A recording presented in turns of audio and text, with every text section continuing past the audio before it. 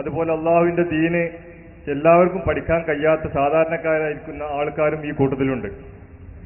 ഇവിടെ സുന്നികളും മുജാഹിദുകളുമായിട്ട് പല മേഖലകളുമായി ബന്ധപ്പെട്ട് നോക്കുമ്പോൾ സുന്നത്താക്കപ്പെട്ട ഒരുപാട് അനുഷ്ഠാന കർമ്മങ്ങൾ നിർവഹിക്കുന്നവരാണ് സുന്നികൾ.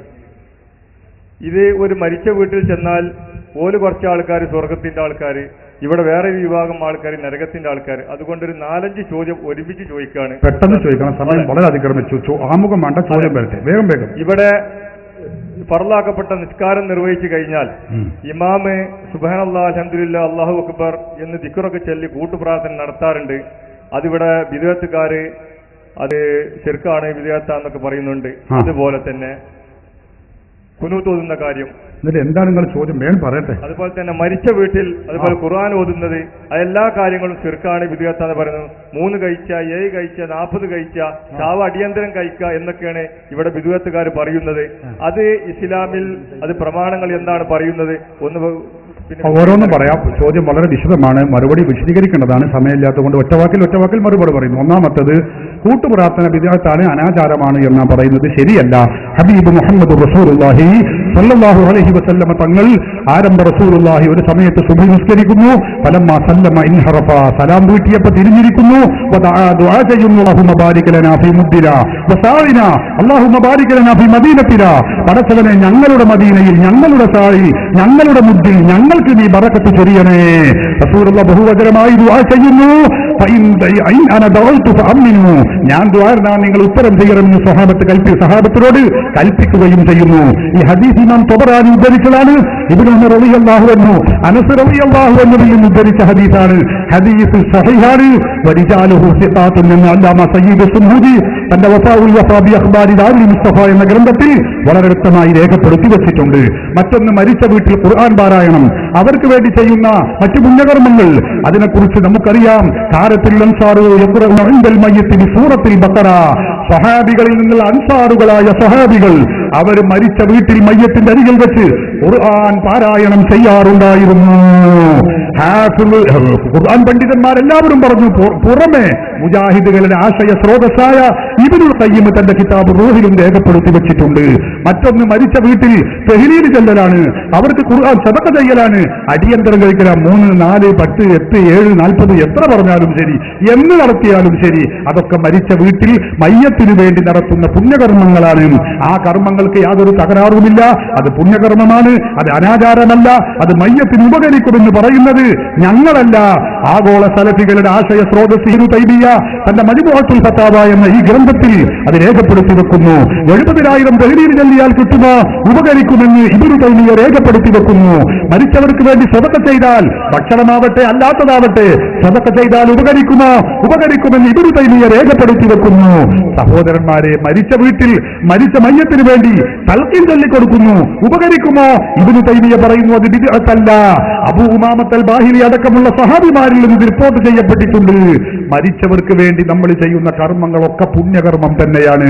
മയ്യത്ത് കഫൻ ചെയ്ത് എല്ലാ കർമ്മങ്ങളും ചെയ്ത് കഫംപുടയിൽ വെച്ചുകൊണ്ട് വീട്ടിന്റെ ഉമ്മറത്തേക്ക് വെച്ചുകൊണ്ട് സാധാരണ നമ്മൾ ദുആ ചെയ്യും. ഒരാൾ ദുആർക്കും, മറ്റുള്ളവർ ആമീൻ പറയും. ഇതിന് തെളിവുണ്ടോ? ഇമാം ഇബ്നു സഅദ് തന്റെ തബഖാത്തുൽ കുബ്ര എന്ന ഗ്രന്ഥത്തിൽ രേഖപ്പെടുത്തി വെക്കുന്നു. അല്ലാഹുവിന്റെ റസൂലിനെ സംസ്കരിച്ചു, കഫൻ ചെയ്തു, എല്ലാ കർമ്മങ്ങളും ചെയ്തു, ജനാസ കട്ടിലിൽ വെച്ചു. ആ സന്ദർഭത്തിൽ അതാ ബഹുമാനപ്പെട്ട അലി ഇബ്നു അബീ ത്വാലിബ് റളിയല്ലാഹു അൻഹു ജനാസയിൽ അരികിൽ വന്നുകൊണ്ട് ദുആ ചെയ്യുകയാണ്.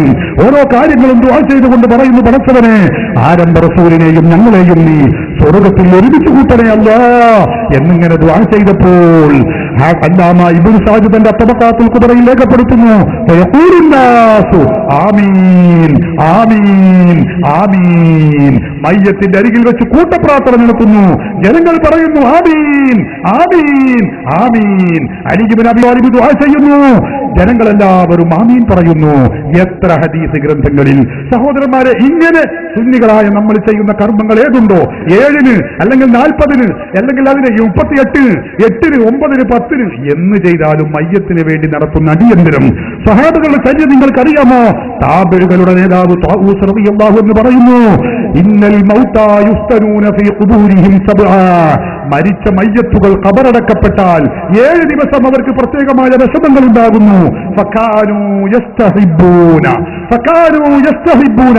സഹാബികൾ സുന്നത്തായി കണ്ടിരുന്നു. ഈ 7 ദിവസം മരിച്ചവർക്ക് വേണ്ടി പാരത്രിക സവാബ് കിട്ടാൻ വേണ്ടി, ഉപകാരം കിട്ടാൻ വേണ്ടി അവർക്ക് ഭക്ഷണം കൊടുക്കുന്ന പരിപാടി സ്വഹാബത്തിന്റെ ചര്യയാകുന്നു. സഹോദരന്മാരെ, ഹാഫിദ് ജലാലുദ്ദീൻ സുയൂത്തി റഹിമഹുല്ലാ തന്റെ തുറൂഹ് സുറയ്യ ബിൽഹാരി മാ കാന ഖഫിയ എന്ന ഗ്രന്ഥത്തിൽ ഇത് രേഖപ്പെടുത്തി വെച്ചിട്ടുണ്ട്. എല്ലാ പണ്ഡിതന്മാരും ഇത് രേഖപ്പെടുത്തി വെച്ചിട്ടുണ്ട്. സുന്നികളായ നമ്മൾ ചെയ്യുന്ന കർമ്മങ്ങൾ ഏത് എടുത്ത് പരിശോധിച്ചോളൂ. അതൊക്കെ പ്രമാണബദ്ധമാണ്. അത് അനാചാരമാണെന്നോ ബിദ്അത്താണെന്നോ കുഫ്റാണെന്നോ നരകത്തിലേക്ക് പോകുന്നതാണെന്നോ പറയാൻ ഒരു ശക്തിക്കും കഴിയില്ല. ഇവിടെ മറ്റ് സാധാരണ സ്ഥലത്തുള്ള മുഖാമുഖം പോലെയല്ല. ഇവിടുത്തെ എല്ലാ പരിപാടിയും പ്രസംഗമാണെങ്കിലും മുഖാമുഖം 10 മണി വരെ മാത്രമേ പെർമിഷനുള്ളൂ. അത് കഴിഞ്ഞാൽ പിന്നെ പലരും പോലീസ് സ്റ്റേഷനിലേക്ക് വിളിക്കുക. അതുകൊണ്ട് ഇത് മുന്നോട്ട് കൊണ്ടുപോകാൻ നമ്മുടെ അധികാരികൾ നമുക്ക് നൽകിയ സമയം തീരുകയാണ്. അതുകൊണ്ട് തന്നെ ഇതുവരെയും പറഞ്ഞതിന്റെ ആകത്തുക അഹ്ലുസുന്നത്തി വൽ ജമാഅത്തിന്റെ ആദർശങ്ങൾക്കുള്ള തെളിവുകൾ ഭദ്രമാണ്, പ്രമാണഭദ്രമാണ്, അത് പാരമ്പര്യത്തിൽ അധിഷ്ഠിതമാണ്. അതേ അവസരത്തിൽ ബിദഅകളെ സംബന്ധിച്ചിടത്തോളം അവർക്ക് ഈ പ്രമാണങ്ങളില്ല, അത് തെളിയിക്കാൻ കഴിയില്ല എന്ന കാര്യം ഇവിടെ അറിയിക്കുന്നു. അതോടൊപ്പം ഇതുപോലെ സുന്നികൾ നടത്തിയതുപോലെ സ്വതന്ത്രമായി യഥേഷ്ടം ചോദിക്കാനുള്ള സൗകര്യങ്ങളും സംവിധാനങ്ങളും ഒരുക്കിക്കൊണ്ട് മുജാഹിദുകൾക്ക് ഇതുപോലൊരു മുഖാമുഖം നടത്താൻ കഴിയില്ല. മുഖാമുഖത്തിന് മറുപടി മുഖാമുഖം മാത്രമേ ആവുകയുള്ളൂ എന്നുകൂടി നമ്മളെല്ലാവരും മനസ്സിലാക്കണം. അതുമാത്രമേ മറുപടിയാവുകയുള്ളൂ. മുജാഹിദ് മൗലവിമാർ ഗ്രൗണ്ടിലേക്ക് നോക്കി കാളമൂത്ര പ്രസംഗം നടത്തിയാൽ അതൊരിക്കലും മറുപടിയാവുകയില്ല എന്ന കാര്യം എല്ലാവരെയും ഓർമ്മപ്പെടുത്തി നമ്മുടെ ഈ പരിപാടി ഇവിടെ അവസാനിപ്പിച്ചതായി അറിയിക്കുന്നു.